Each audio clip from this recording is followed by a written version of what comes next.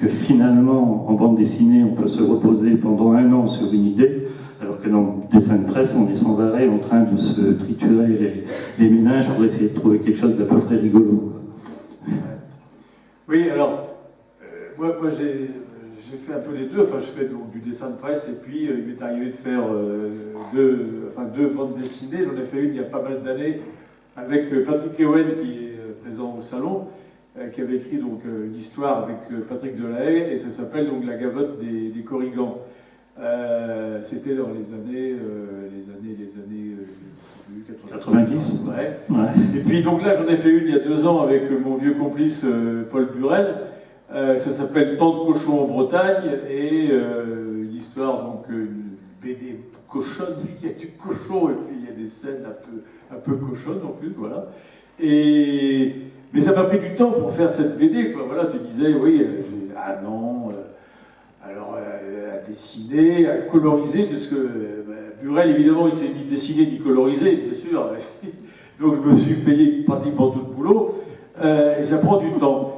Et je me rends compte, bien sûr, comme vous dites, que le dessin de presse, c'est un dessin qui est fait dans l'urgence, dans l'immédiat. Ce soir, il va falloir que je fasse mon dessin pour demain, et ça se fait en 1 heure, quoi. Bon, et donc, on est un peu là, comme ça, comme disait André, sous pression, mais c'est passionnant, quoi. Bon, passionnant parce que, quel que soit le sujet, on va essayer de trouver un angle pour que ce soit marrant, efficace, etc. Et il y a pas mal de possibilités pour faire un dessin qui peut être un dessin sur un thème très, très compliqué. Bon. Donc ça, c'est quelque chose qui est passionnant.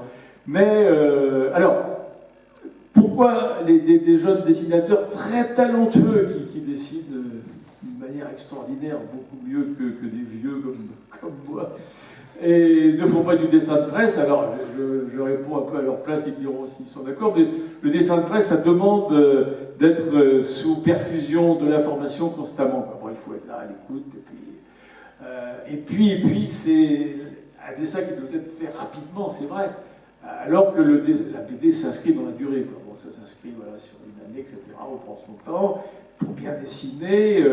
Et donc le dessin de presse, ça veut dire une prise de risque, oui, qui est certainement peut-être plus importante peut-être que la bande dessinée.